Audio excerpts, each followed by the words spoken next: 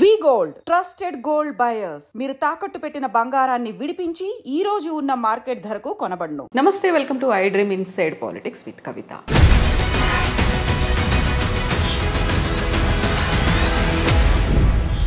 అక్రమంగా అమెరికాలో చొరబడ్డటువంటి వలసవాదుల్ని చేతులకి కాళ్ళకి సంకెళ్ళు వేసి మిలిటరీ విమానంలో పంపించేస్తోంది అమెరికా. అందులోనూ మన భారతీయులు కూడా ఉన్నారు. అయితే దీనిపై విపరీతమైనటువంటి విమర్శలు, వివాదాలు మొదలైపోయాయి. ఈ నేపథ్యంలోనే ప్రధానమంత్రి నరేంద్ర మోదీ 12-13 తారీఖుల్లో అమెరికాలో పర్యటించబోతున్నారు.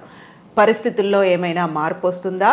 ఏం జరగబోతోంది? మనతో పాటుగా ఉన్నారు డాక్టర్ జయప్రకాష్ నారాయణ గారు. సార్ నమస్తే. నమస్తే కవిత. సార్, గతంలోనే మనం మాట్లాడుకున్నాం, ట్రంప్కి ఒక సిద్ధాంతం అనేది లేదు, తను ఏది పట్టుబడితే అది చేసేస్తారు అనేది. నిజంగా ఇంతమంది వలసదారులు వచ్చారు, అందులోనూ మెక్సికో, ఎల్ సాల్వడార్ తర్వాత భారతీయులు అత్యధికంగా ఉన్నారు అనుకున్నప్పుడు వాళ్ళని కూడా పంపించడం అనేది కొంచెమన్నా వాళ్ళని ఒక మర్యాదపూర్వకంగా గౌరవంగా చూడలేదు. ఎందుకు కాళ్ళకి చేతులకు బేడీలు వేసి ఎందుకు పంపిస్తున్నారు అనే మాట సార్ ఎలా చూస్తున్నారు మీరు?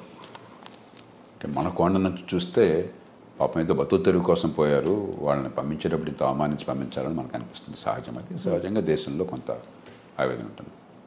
కానీ ఇంకో కోణం నుంచి చూడండి మీరు, అక్రమంగా వెళ్ళిన వాళ్ళు అంటే నేరస్తులు, ఏదో అన్ని వేసాలుండి అక్కడ చిన్న చిన్న పొరపాటు జరిగిన వాళ్ళు కాదు. లక్షల రూపాయలు ఈ మాఫియాకి, ఏది అక్కడ ట్రాఫికింగ్ దళారులకి ఇచ్చి వెళ్ళిన వాళ్ళు. నిరుపేదలు కూడా కాదు. 30-40 లక్షల రూపాయలు ఎవరు ఖర్చు పెట్టగలరు? అది ఒకటి. రెండోది, మన విమానాల్లో వాళ్ళని తీసుకొస్తే మన దేశానికి పద్ధతి వేరు. వాళ్ళ విమానాల్లో వాళ్ళు పంపిస్తున్నారు, ఎవరు ఒకళ్ళని కాదు. ఆ ప్లేన్లో ఉన్న వాళ్ళంతా ఇలా వచ్చిన వాళ్ళే. వాళ్ళు చాలా డెస్పరేట్ అయిపోయారు అనుకోండి. డెస్పరేషన్తో వెళ్ళింది అక్కడికి. విమానాన్ని మధ్యలో హైజాక్ చేశారనుకోండి, వీళ్ళందరూ ప్రయాణికులు అందరూ కలిసిపోయి హైజాక్ చేసేదో దాష్టికానికి పాల్పడాలనుకోండి, అప్పుడు ఏమవుతుంది? వాళ్ళని అడిగితే వాళ్ళు ఆ మాట చెప్తారు. ఎందుకంటే మొత్తం విమానంలో కొన్ని సినిమాల్లో మీరు చూసుంటారు, నేరస్తుల్ని, జైళ్ళకి వెళ్ళిన వాళ్ళని విమానాల్లో తరలిస్తుంటే వాళ్ళంతా హైజాక్ చేయటం అలాంటి సినిమాలు నాటకీయంగా అనిపించవచ్చు. కానీ విమానంలో ప్రయాణికులు అందరూ కూడా నేరస్తులైనప్పుడు, వాళ్ళ దృష్టిలో చాలా ఫ్రస్ట్రేషన్లో, చాలా డెస్పరేట్గా ఉన్నప్పుడు వాళ్ళందరూ కలిసి విమానంలో వెళ్తున్నారు, రైల్లో వెళ్ళట్లా, బస్సులో వెళ్ళట్లా. ఆ విమానాన్ని ఏమన్నా చేస్తే ఏమవుతుందని చెప్పిన భయం వాళ్ళకు ఉంటుంది. కాబట్టి వాళ్ళు ఫిజికల్గా అదుపు చేయటం, వాళ్ళు పారిపోతారు. విమానంలో ఎక్కడ పారిపోతారు? విమానంలో అందరూ కలిసి దాడి చేస్తే ఆ సిబ్బంది మీద, విమానాన్ని హైజాక్ చేసి ఎక్కడో సివిలియన్ ఏరియాలో క్రాష్ చేస్తానో, మరొకటి చేస్తానో, ఇంకోటి చేస్తానో ఏమవుతుందని చెప్పిన భయం వాళ్ళకుంటుంది. అంచేత నా దృష్టిలో పరిష్కారం దానికి ఏంటంటే, ఈ చిన్న అంశానికి, నిజమైన అంశం ఇది కాదు. నిజమైన అంశం అక్రమంగా వెళ్ళే వాళ్ళని ఆపించాలి. మనం కూడా మన ప్రయోజనాల దృష్ట్యా. సక్రమంగా వెళ్ళే వాళ్ళకి నైపుణ్యంతో డాక్యుమెంట్స్ వెళ్ళే వాళ్ళకి ఇబ్బందులు లేకుండా ఉండేట్టుగా మనం వాళ్ళతో కూర్చొని ఏర్పాటు చేసుకోవాలి. అది నిజమైన అంశం. మధ్యలో ఈ కొన్నాళ్ళకి మందేస్తే ఉన్నాళ్ళు గుడిపోయినట్టుగా ఈ చిన్న అంశం మొత్తం చర్చలు పక్కన పట్టిస్తుంది. కానీ దీనికి నా దృష్టిలో పరిష్కారం, మీరు మీ విమానాల్లో గౌరవంగా మాకు దగ్గర తీసుకోండి అని చెప్పంటే దొరకదు. ఈ ప్రశ్న సమాధానం మన దగ్గర లేదు. మనం హామీ ఇవ్వగలమా? విమానంలో కూర్చునే వాళ్ళంతా కూడా ఏ రకంగా లేకుండా చాలా మర్యాదగా ఉంటారని. మామూలుగానే విమానంలో ప్రయాణం చేస్తుంటే ఎయిర్ హోస్టెస్ మరొకళ్ళు చాలా అవమానిస్తుంటారు, అరుస్తుంటారు మన కల్చర్లో. అలాంటి కొన్ని సంఘటనలు చూస్తుంటాం. కాబట్టి మా విమానాల్లో మేము తెచ్చుకుంటాం. ఒకసారి మీరు మాకు అప్పు చెప్పాక వాళ్ళ బాధ్యత మాది అని మనం తీసుకుని అవ్వకండి. మనం సంఖ్యలు వేస్తామో వేయకుండా ఉంటామో అంత మన బాధ. అప్పుడు గొడవ లేదు. అలా పరిష్కారం ఆలోచించాలి తప్ప ఇది భారత్ను అమెరికాకి మధ్య యుద్ధంగా ఈ విషయాన్ని భావించకూడదు. ఉద్రేకంతో మనం సాల్వ్ చేయాలి. అవతల వాళ్ళ బాధ కూడా గురించి. మన దేశం నుంచి ఉదాహరణకి పాకిస్తాన్కు మరో దేశాన్ని నేరస్తుని మనం పంపించాం. మనం అమెరికా స్థాయి కాదు. అప్పుడు మన దేశంలో ఉండాలని వాళ్ళని కోరుకోవట్లేదు. కానీ బాగా ఇక్కడే ఉండాలని కోరుకున్నది వాళ్ళకి. అక్కడికి పోతే భీతి అంటే గందరగోళం ఉంది. మరి వాళ్ళని ఏదో రకంగా కట్టడి చేయకపోయినట్టయితే, విమానాన్ని వాళ్ళు పక్కదో పెట్టిస్తే ఏమవుతుంది? అంచేత మన విమానాల్లో మనం తెచ్చుకున్నట్టయితే ఇబ్బంది ఉండదు. కాకపోతే సార్, ఇప్పుడు మాల్యా లాంటి వాళ్ళని, నీరవ్ మోదీ లాంటి వాళ్ళు, మెహుల్ చోస్కి వాళ్ళని కోట్లాది రూపాయలని వాళ్ళకి రైట్ ఆఫ్ చేసేసి వాళ్ళు ఎక్కడున్నారో తెలీదు, తెలిసినప్పటికి కూడా వాళ్ళని తీసుకువచ్చే ప్రయత్నాలు ఇవన్నీ జరగనప్పుడు వీళ్ళు పాపం అమాయకంగానో లేకుంటే ఇంకెవరి మాటలో నమ్మి వెళ్ళిపోయిన తర్వాత వీళ్ళని అంత అమానవీయంగా తీసుకురావాలనేది ఇక్కడ డ్యూయల్ రోల్ ఉందా సార్? రెండుకి తేడా ఉంది. మనం చాలా ఎమోషనల్గా చేస్తున్నాం. నీరవ్ మోదీ కానీ మాల్యా కానీ క్రమక్రమంగా తిరిగి వస్తున్నారు ఇండియాకి. వాళ్ళు ఆ దేశంలో ఎవరే దేశంలో ఉన్నా ప్రజాస్వామ్య దేశాల్లో రాజ్యాంగం కింద వాళ్ళ హక్కులు స్వేచ్ఛలు ఉన్నాయి, ప్రాథమిక హక్కులు స్వేచ్ఛలు ఉన్నాయి. దాని ప్రకారం డ్యూ ప్రాసెస్, కోర్టులకు వెళ్ళటం, ఎక్స్ట్రడిషన్ కోసం మనం కోరితే ఈ కారణంగా మమ్మల్ని పంపించదని వాళ్ళు కోరటం, చివరికి కోర్టు తీర్పు అవటం, అంతా కూడా వాళ్ళు డబ్బులు ఉన్నాయి కాబట్టి మంచి లాయర్లు పెట్టుకుంటారు, కోర్టులకు వెళ్తారు. అంతేగాని మనం తీసుకోవడం మన చేతుల్లో లేదు. మనం ఎవరం కూడా నీరవ్ మోదీనో మాల్యానో మరొకరినో తీసుకురావద్దని మనం అనుకోవటం కాదు. ఆ దేశంలో పోయి దాడి చేసి వాళ్ళని తీసుకొచ్చే శక్తి లేదు, అధికారం లేదు మనకి. వాళ్ళు మనకు పంపించడానికి సిద్ధపడాలి. దానికి ఒక ప్రాసెస్ ఉన్నది.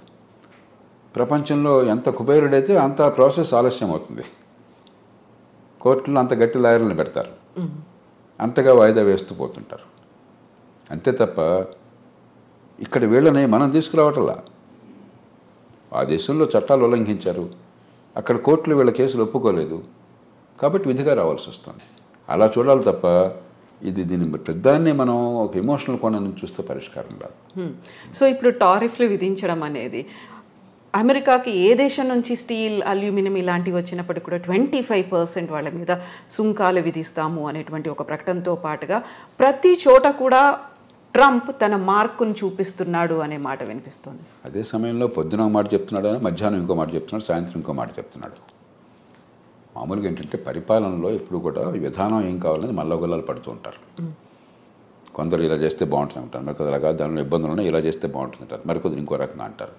ఇవన్నీ చర్చించుకుని నిగ్గు తేల్చి చివరికి ఏది మంచి విధానం ఆలోచించి అప్పుడు పై స్థాయికి పంపిస్తారు.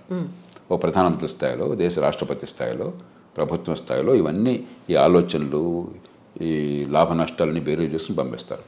ట్రంప్ ఏమవుతుంది, పురిలో ఏదో ఆలోచన పుడుతుంది, వెంటనే ఆయన దేశాధినేతగా ప్రకటించేస్తున్నాడు. మధ్యాహ్నానికి అది కష్టం అనిపిస్తుంది, వెంటనే మార్చుకుంటున్నాడు. పొద్దున్న ప్రకటించినప్పుడు ఆయన బృందం అంతా వైట్ హౌస్లో ఆయన కేబినెట్ మంత్రులు కానీ లేకపోతే ఆయన ఉన్నతాధికారులు కానీ నేచురల్గా నాయకుడు దేశాధినేత ఆదేశం ఇచ్చాడు కదా ఆయన సమర్థించాలా. మధ్యాహ్నం మాట మారుస్తున్నాడు, మళ్ళీ దీన్ని సమర్థించాలా. సాయంత్రం ఇంకో మాట చెప్తున్నాడు, మళ్ళీ దాన్ని సమర్థించాలా. అంటే ఒక తొగ్గలకి వ్యవహారంలాగా తయారవుతుంది. ట్రంప్ కూడా నిలకడగా, ఎందుకంటే నిలకడగా కొన్ని విషయాల్లో నిలకడగా అనిపించవచ్చు. ఇమిగ్రెంట్స్ ఉండటానికి వెళ్ళలేదు, అక్రమంగా వచ్చినటువంటి ఇమిగ్రెంట్స్ ఉండటానికి వెళ్ళలేదు, అక్కడ కన్సిస్టెంట్గా ఉన్నాడు. మంచి వచ్చేటో పక్కన పెట్టండి. అలాగే మరికొన్ని విషయాలు, కానీ కొన్ని విషయాల్లో పొద్దున మధ్యాహ్నం సాయంత్రం ఒక్కసారి ప్రభుత్వం మాట 2-3 సార్లు మారిపోతుంది. అది ఏ దేశానికి మంచిది కాదు. విధానాలు లోతుగా ఆలోచించాలి, తొందరపడి నిర్ణయాలు చేయకూడదు, అన్ని రకాలుగా పూర్వాపరాలు పరిశీలించాలి. వినదగిన ఎవరు చెప్పినా అని చెప్పని మీరు ఏదనుకుంటున్నా దానికి వ్యతిరేకంగా చెప్పేవాళ్ళ మటుకు ఆలోచించే నిర్ణయం తీసుకోవాలి. తీసుకున్నాక నిలకడగా ఉండాలి. ఇప్పుడు ఆలోచించకుండా తొందరపడి నిర్ణయాలు, నిలకడ లేకుండా వెనక్కి వెళ్ళటం జరుగుతుంది. ఇప్పుడు జన్మతః పౌరసత్వం రద్దుకు సంబంధించి చేసినటువంటి అనౌన్స్మెంట్ అది ఏ దిశలో ముందుకెళ్తుంది అనుకుంటున్నారు సార్? అది జరగదు. ఆ దేశంలో కోర్టులు అంగీకరించవు, ఆ దేశంలో రాజ్యాంగం ఒప్పుకోదు, రాజ్యాంగాన్ని మార్చడం ఎవరి తరమో కాదు.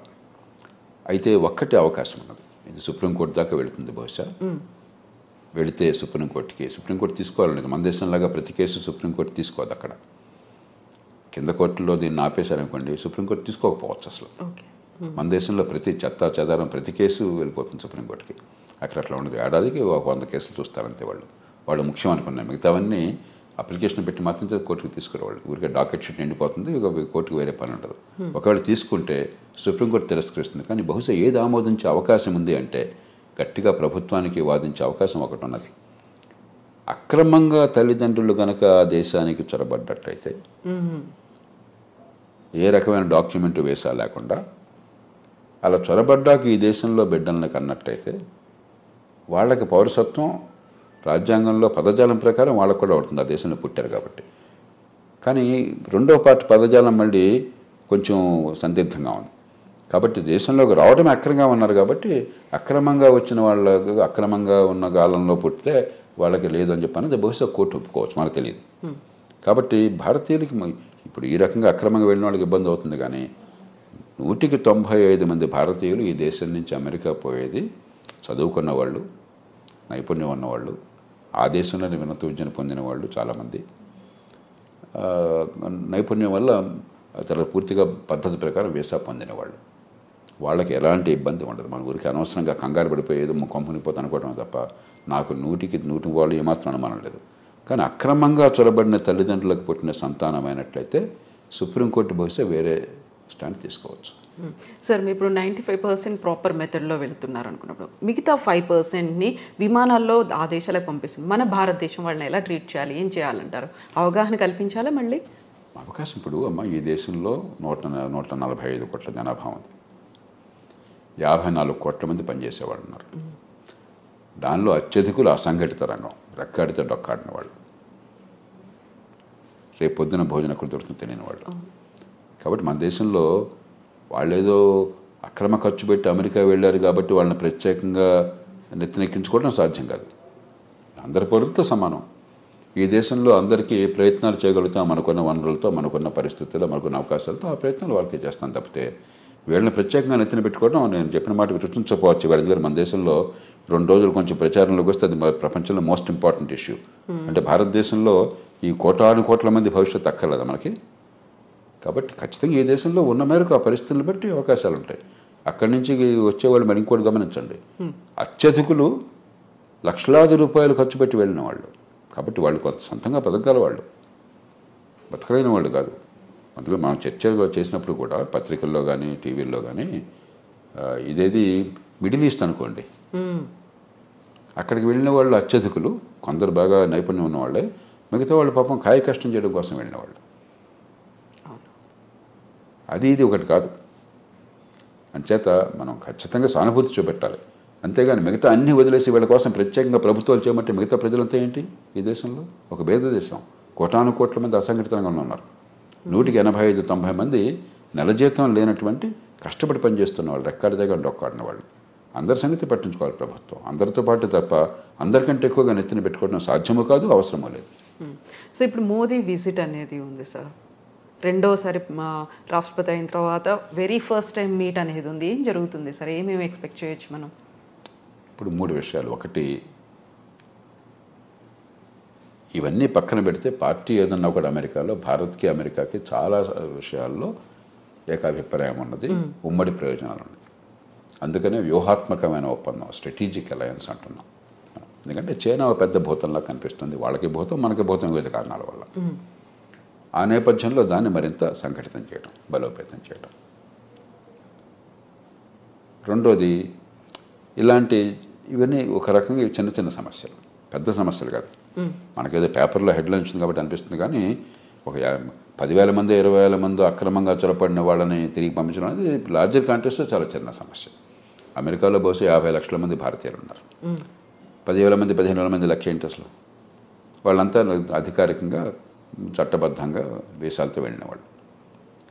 కానీ ఇలాంటి చిన్న చిన్న ఉంటాయి. ఇవన్నీ కూడా పరిష్కారం ఉభయతారకంగా కొంత ప్రయత్నం చేయడం. కానీ కీలకమైనది ఏంటంటే వాణిజ్యం, అంతర్జాతీయ వాణిజ్యం. భారతదేశానికి అమెరికాతో మిగులు ఉన్నది, కానీ పెద్ద మిగులు లేదు. పెద్ద మిగులు ఉన్నది అమెరికాకి కెనడాతో ఉన్నది, అంతకంటే ఎక్కువ మెక్సికోతో ఉన్నది, చైనాతో, మెక్సికోతో, కెనడాతో ఉన్నది.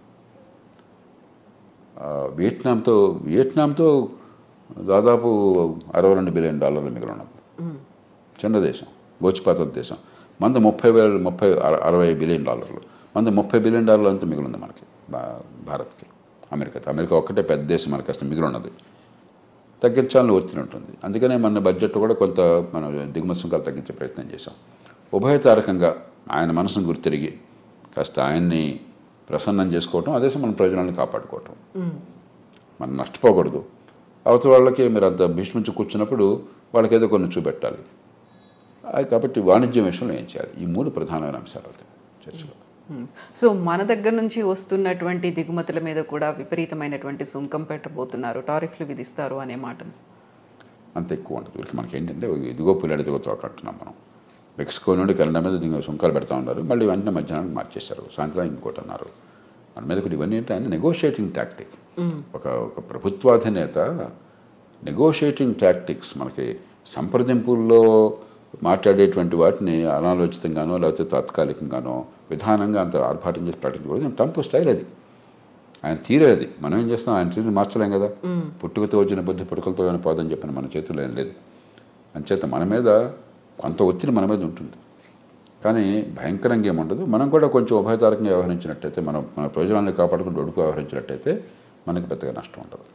సో ఫస్ట్ 100 డేసే కీలకమైనప్పుడు మీరు చెప్పినట్టుగా ఇన్ని కన్ఫ్యూజింగ్ నిర్ణయాలు పూటకొకటి మారుతూ ఉన్నప్పుడు వాట్ అబౌట్ మిగతా టెన్యూర్ అనేది ఎలా ఉంటుంది అనుకోవచ్చు సార్? ఇప్పుడు అమెరికాకి ఏమవుతుందో అమెరికా వాళ్ళు చూస్తుంటారు, మీకు నాకు బాధపడాల్సిన అవసరం లేదు. ప్రపంచానికి ఏమవుతుందని ఆలోచించాలి. ఏమవుతుందంటే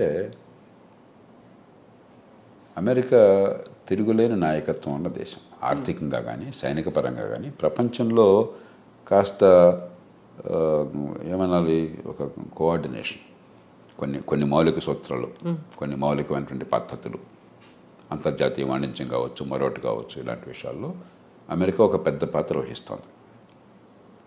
అమెరికా ఆదర్శంగా ఉంటుంది. అది క్రమేణా పలచబడుతుంది ఇది కొనసాగితే. రెండవది, నిలకడలేని విధానాలు, పురుల్లో బుద్ధి పుట్టినట్టు ఏది పడితే అది తుక్కలకు విధానాలు కనిపిస్తుంటే మళ్ళీ మళ్ళీ అంతర్జాతీయ సమాజంలో అమెరికా నాయకత్వం తగ్గి చైనా గొప్ప దేశంగా అనిపిస్తుంది. వాళ్ళతో పోలిస్తే వీళ్ళు ఉన్నారు, కాస్త పద్ధతి ఉంది, నిలకడ ఉందని చెప్పని. కాబట్టి ట్రంప్ కానీ ఆయన బృందం కానీ కొద్దిగా ఉభయతారకంగా వ్యవహరించకపోయినట్టయితే అమెరికా బలహీనపడి, అమెరికా నాయకత్వం బలహీనపడి చైనా నాయకత్వం పెరిగే అవకాశం ఉంది. భారతదేశానికి ఏనాడైనా సరే ఈ రెంటి మధ్య అమెరికా మేలు మనకి మనం ఉన్న పరిస్థితుల్లో.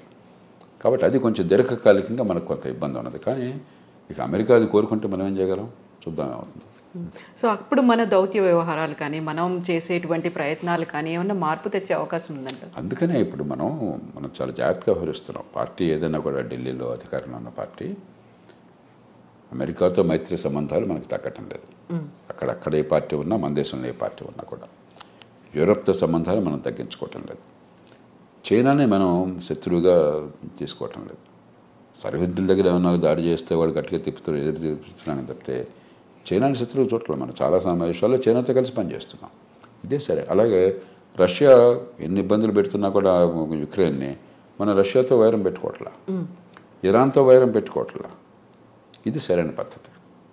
మన ప్రయోజనాలు మనకు ముఖ్యం తప్ప అమెరికా ఏం కోరింది, యూరోప్ ఏం కోరిందో మనకు ముఖ్యం కాదు. వాళ్ళకి నొప్పించకుండా, మనకి తానవ్వక నొప్పింపక మన ప్రయోజనాలను కాపాడుకోవాలి. నా దృష్టిలో మన ప్రభుత్వాలు చిత్తశుద్ధితో ఆ ప్రయత్నాలనే చేస్తున్నాయి. అవి కొనసాగించాలి.